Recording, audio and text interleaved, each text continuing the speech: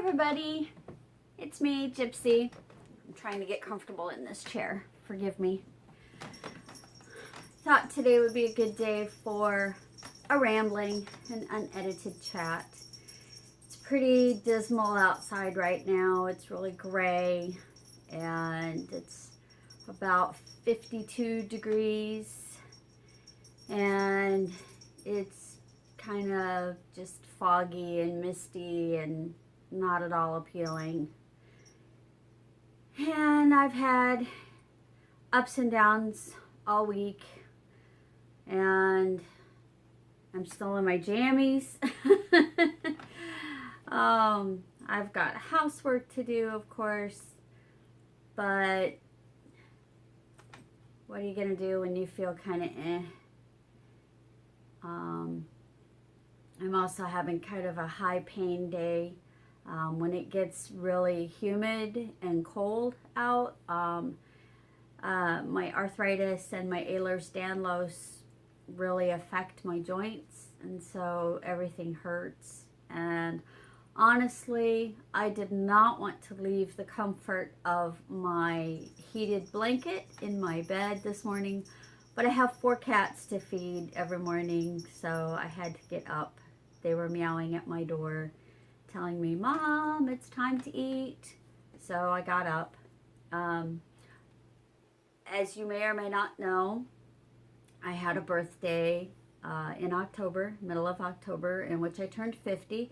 And if you haven't seen the video for that, I don't know how to link it, but you can find it. It's called A Once in a Lifetime Day. You can take a check, or you can take a peek at that and, you know, see what fun I had. So I thought I would say thank you to people who sent me birthday cards. This one came from Marta, lovely fairy.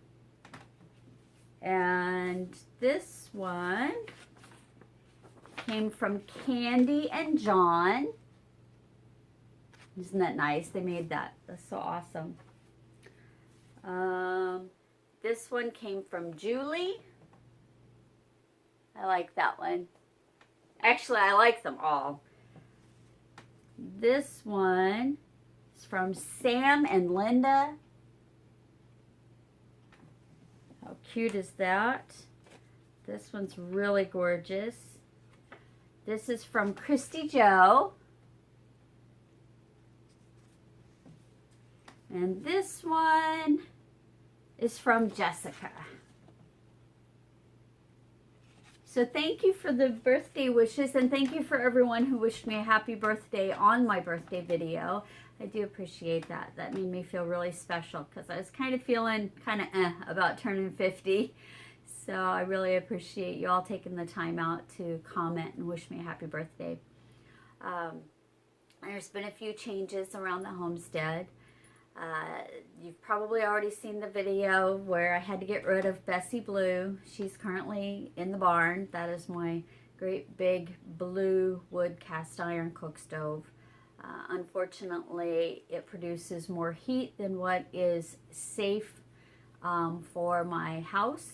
I don't have a tiny home. I have a small home. It's almost a tiny home. It's 825 square feet, and that cook stove produced enough heat for a 2,000 square foot house. So basically, I was told by the inspector that it would burn the paint off my walls. And since I really kind of like having a place to live, I decided that maybe I should have that removed. So Bessie Blue got taken out to the barn. I'm trying to find a new home for her. I've started a temporary job, working retail, which I absolutely hate, but I've got, 20 years experience in it, and I needed a job, and this is Christmas time, the holiday season. So I found a holiday job so that I can at least have a little bit of money coming in. And hopefully by the end of that job, I will have found a permanent job. I've been interviewing at a lot of different places, so that's what's up with that. So that keeps me away from home quite a bit. And I'm drinking coffee, so please excuse me.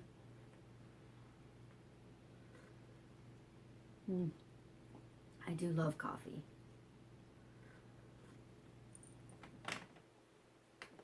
Although I'm slowly switching from full calf coffee to half calf coffee because something else that's been going on over months and months that I haven't really talked about. I just sent off my heart event monitor that I had to wear for 30 days because for some reason my blood pressure keeps spiking really high, and I get chest pains and I get shooting pains down my right arm. And all of the other tests that I've had have come back normal.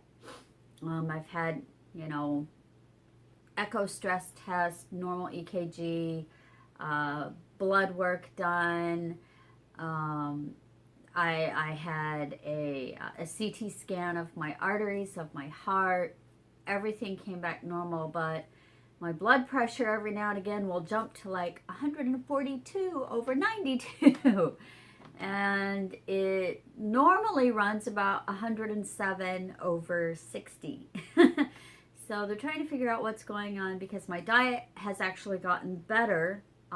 It's changed for the better, so it's not a dietary thing. My stress level has gotten better, so don't think it's a stress thing. You know, I'm getting the same amount of physical activity that I always did. Actually, I may be even getting a little bit more now because of having to work on the homestead. So my cardiologist wanted me to wear a heart monitor for a month, and I also had to take my blood pressure every morning for 2 weeks. I've now sent all of that information off to my cardiologist, and I'll have to wait and see what she finds out, if anything. So keep your fingers crossed there. My youngest grandson, Jaden, hasn't been doing very well.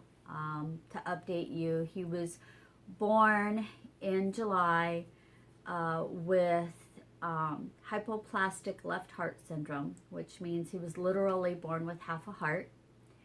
He has already had 3 open heart surgeries and 1 surgery on his diaphragm. And he was put on oxygen and all of that, you know, and every time they would take him off the oxygen, he would crash. So now the plan, well, they had a breathing tube in him and he kept getting an infection in the breathing tube. So the plan became to remove all his nasal cannula and the breathing tube and everything, and they want to give him a temporary tracheotomy and a G-tube so that he won't have tape all over his face anymore, and hopefully he will stop crashing long enough for him to grow and his diaphragm to get stronger before he has to have his 4th open heart surgery. He has to have several different surgeries up until he's about 3 years old to help his heart work like a normal heart. He is not a candidate for a heart transplant at this time. They're not looking at that. They've told us that, you know, there are many people with HLHS that have lived, you know, normal lives. So we're hoping that Jaden will be able to do that. We have been told that he probably won't be able to come home before he's a year old. So right now it's a, you know, 1 day at a time type of thing. And it's very stressful for my daughter and her husband because they also have a 2.5-year-old at home.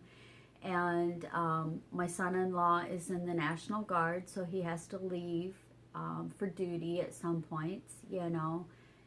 And my daughter is a stay-at-home mom with the 2.5-year-old, so it's pretty stressful, you know. So any good thoughts and prayers you want to send their way, I appreciate it. I know they do too. And prayers for Jaden, of course, and his older brother Jesse. Those are always welcome. So thank you in advance for that. So that's been weighing on my mind too. And just getting the homestead ready for winter. You know, I went hiking through the woods the other day and I found a few trees that I had seen fallen. And I'm trying to remove more trees that are close to the house so that it lowers the risk of one of them actually falling on my house. This house has had trees fall on it before when my parents lived here. I guess it was about 10, 15 years ago, we had a derecho that hit. And for those who don't know what a derecho is, it is basically described as an inland hurricane. And my parents were living here at the time, and they had, what was it, 5 trees fall in this room right here. It actually took out this part of the house, which had to be redone, and took out the whole front porch. Came through the window. My mother was actually trapped inside the house. They couldn't open the door to get her out, so they had to actually cut the tree and pull the bits away from the door before they could actually get my mom out of the house. She wasn't hurt, but unfortunately she had just had back surgery at the time, so it made a little more strenuous getting her out because she wasn't able to move very well. So since I've inherited the property and I've moved back here, I've been trying to cut down trees that are really close to the house and get them out of the way, because I really don't want more trees falling on the house. I mean, it's interesting when I can sit on the couch and look out this window and watch the trees going, and then feel the house shake, because the house shakes because it shakes the ground. So I've been busy trying to do that as well. You know, it's November. It's Southern Illinois, so the weather can go from being 80 degrees in the morning one day and 50 degrees at night to being 50 degrees during the morning and being 30 degrees at night. That is pretty much the nature of November in Southern Illinois. We still get tornado warnings this time of year. Usually by December, things are normal. All that kind of settles down and we start going into actual winter weather. We don't usually get a lot of snow. We actually get a lot of rain in the winter here. Once in a while, we might get one really good snowfall of about 8 inches, and that'll last for a week, week and a half, and then boom, it's gone and it goes away. However, it's Southern Illinois. The weather is always surprising, and with global warming, it changes every year. We've had snow on Valentine's Day. My son was born March 25th. It snowed on his birthday when he was in, I think it was first grade, because we were going to have his party actually at a park. And while we were at the park, it started snowing. So we had to move the party over to the local Hardee's because that was the closest restaurant to the park. And we had a bunch of little kids that we were trying to round up and get out of the bad weather. Because it got really cold really fast, you know, and the kids just weren't dressed for it because we were at the park. So you never know what the weather's going to do in Southern Illinois in November. I'm sorry if I'm slurring a little bit. I'm in a lot of pain, and I don't have any medication that I can take for it right now. So that's kind of hard when you don't really have anything you can take. I don't know how I'm going to get around that. Because I'm job hunting, I can't use medical marijuana because they do drug testing, and that's the main thing they're looking for. They look for marijuana, meth, and cocaine. Those are like the 3 biggies that they check for when they do that. And until I have a permanent job, I can't do medical marijuana. So I have to just kind of deal with the pain. Even though I have a lot of work to do today, I have a feeling I'll probably be laying on the couch. And again, I know that my words kind of slur a little bit. That happens when I'm in a lot of pain. And I may be getting ready to have a fibromyalgia flare because I haven't had one of those in a while. And I could totally see that happening. What else? I'm going to get another drink of coffee while I think.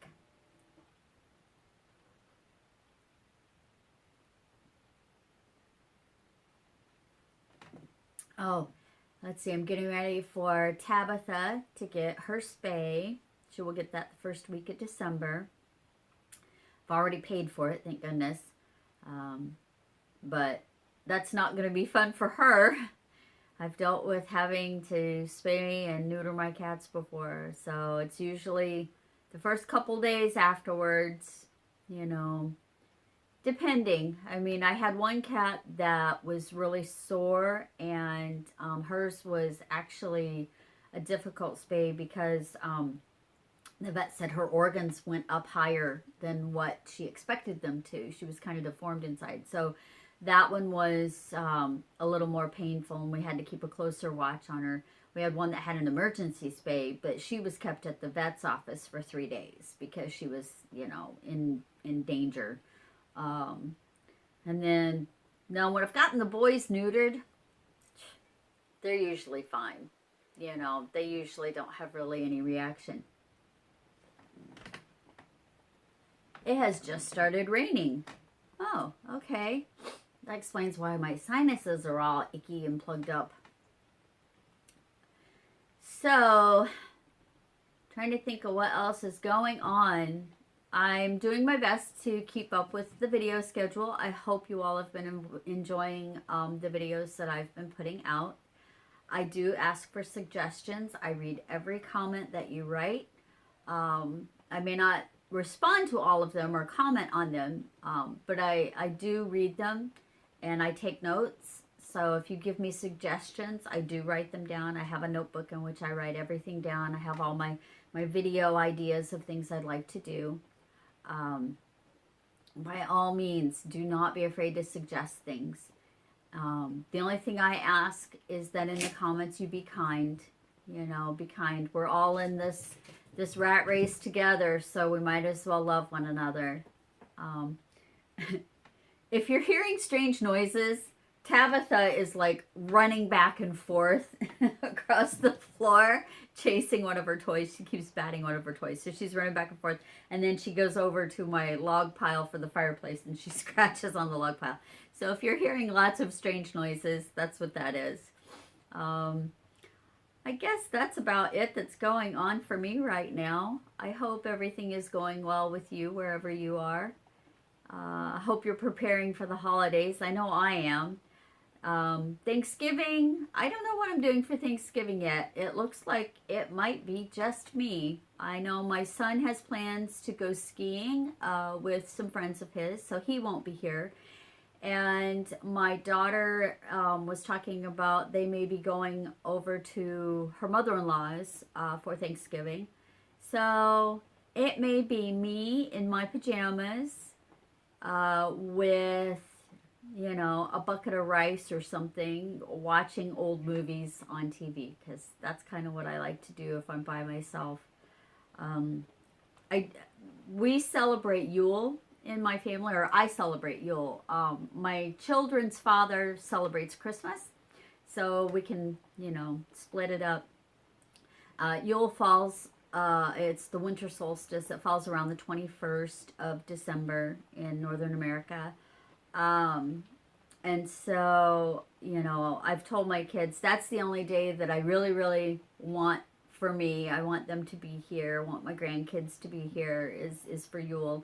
And we exchange gifts, and we drink Glühwein, and we sing songs, and we watch, you know, Christmas movies.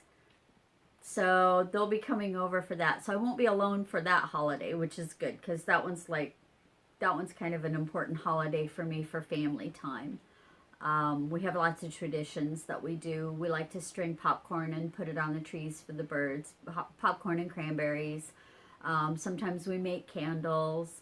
You know, we just do fun things like that as a family. I'm not doing stockings this year, though, because I haven't had a job. So I didn't think I would be able to fill stockings. And the kids were perfectly okay with that. I mean, my son, he's 25. My daughter is 22. So, you know, it's just, yeah, it's enough. It's enough for them. They're good with that. Or my daughter's 23. What was, I don't know why I said 22. My daughter's 23. She just turned 23. So, see, this is what happens when I'm in pain. my brain just kind of loses facts and figures. And sometimes if the pain is too bad, if I'm flaring really bad, I can't complete sentences. I have difficulty speaking.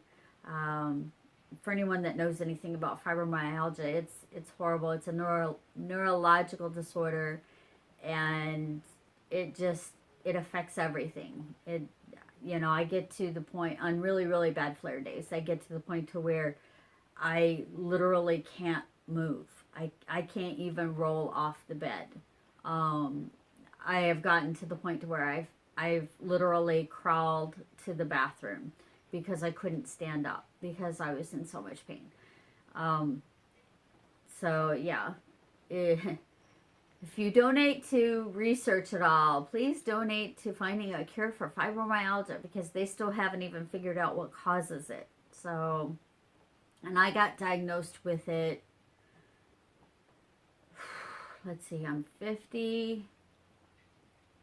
So I was about 28 when I got diagnosed, 29 when I got diagnosed.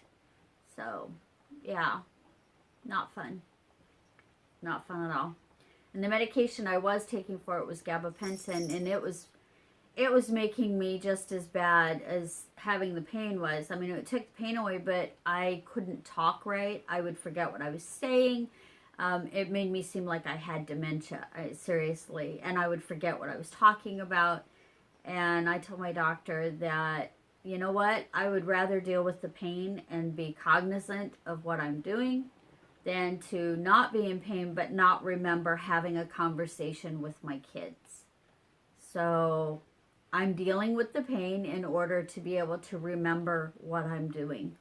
Yeah, it hurts, it sucks, but I'm a tough old bird, and I'll make it through one way or another, and right now it hasn't gotten to the point to where I feel the need to go back on gabapentin, because that's evil stuff. It destroys your liver, and I don't know.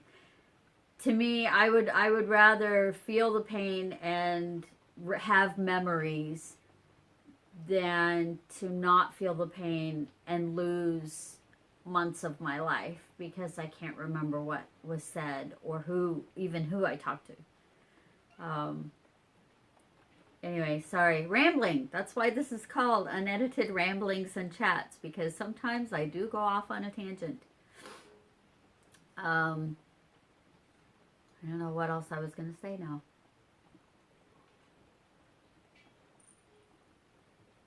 Tabitha, no. Tabby.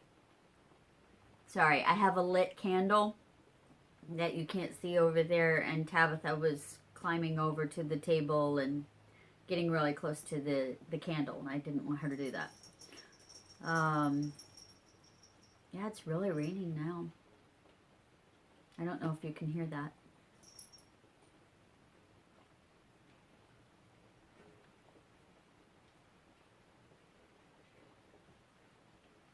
I don't know if you can hear that, but yeah, it's really raining now.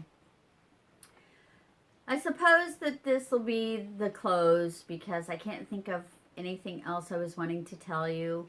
If you have any questions, you can ask me anything, but I reserve the right to not answer. But you can ask. I might answer. You never know. If you've been watching me for a while, you know I'm not shy. Not a bit shy. And I always tell the truth. So feel free to ask me anything. Yeah, I think I'm probably going to go ahead and end this video here. I hope you all are warm and well fed and in no pain. So, namaste and have a great day.